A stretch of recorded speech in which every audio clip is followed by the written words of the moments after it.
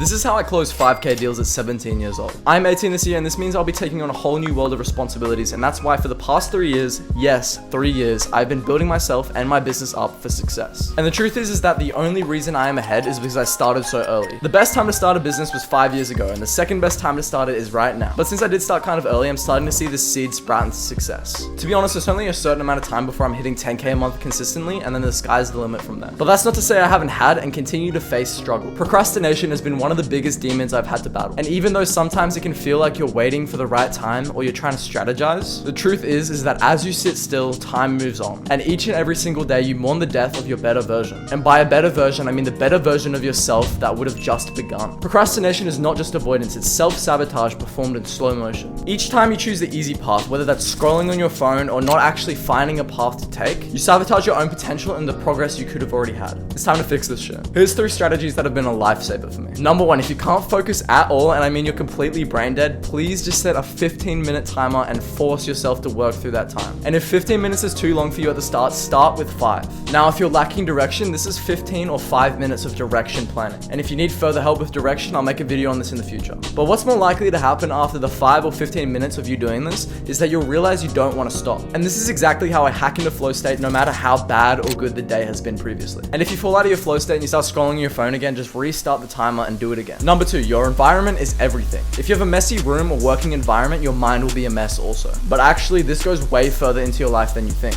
If you've got video games on your computer or you have friends that invite you out to do stupid shit, then you need to cut them out. There is immense power in saying no. Focus isn't a thing that you have. Focus is a thing that you get by saying no to other things. Everyone thinks that focus is a trait that you can grow and actually gain, but focus is just a result of throwing away all the bad habits and all the bad things in your life that are taking you away from the focus that you deserve. But to be clear, this does not mean you cannot have friends. Absolutely have friends, go out there, get your dad law, do everything. But you must remember to prioritize yourself and realize that your goals come first. Just this alone will make focus 10 times easier. Number 3 is not to give yourself too much time, and this might sound counterintuitive because you'd probably think the more time you have to spend on your business, the better results you'll get. However, let me introduce you to something called Parkinson's law. Work expands into the time allocated for its completion. In simpler terms, if you give yourself too much time to complete a task, it will usually fill up the entire space of time, whether or not it could be done quicker. To completely counteract Parkinson's law, set tighter deadlines. Create more structured time frames so you can actually focus on your work in a set, smaller period of time, rather than having big blocks of unfocused work. This means don't quit your day job and also don't waste your 5 to 9. And this is the periods of time before and after your 9 to 5. So if you wake up at 5 in the morning, you have until 9 when you start work. And after work, you have until 5 until 9 when you go back to sleep. And of course, you don't want to be working 16-hour days, but these are the time periods that you really need to be taking advantage of if you're trying to make a change in your life. Even if you have a ton of responsibilities and things going in your life, business can still work for you. And I would personally argue the more things you have going in your life and the more stress you experience, the easier it becomes. Imagine you had a completely empty day. You had 16 hours to work on your business. You'd think you'd get tons of work done, right? Well, in my experience, you usually only get 3 to 4 hours of work done the entire day if you don't structure it. Meaning that you would have gotten the exact same amount of work done if you had that 9 to 5 and you just did it in the afternoon and you had to squeeze it in. And the worst thing is that I've had 16-hour days where I've gotten less work done than a 2-hour period in the afternoon after I've done everything else. But that's just a testament to Parkinson's law, so don't sleep on it. Only once you start scaling further, then you can do your business full time. Start structuring out your days so you're working in set periods. Take yourself more serious, be your own boss, and clock in 3 to 4 hour periods. And then just like at work, take scheduled breaks. So remember, set short timers and lock into flow state. Have a clean environment so your work and mind is focused. And number 3, counteract Parkinson's law by setting tight deadlines. Expect more content on this channel coming very soon, and if this video helped, please like and subscribe and check out my website down below.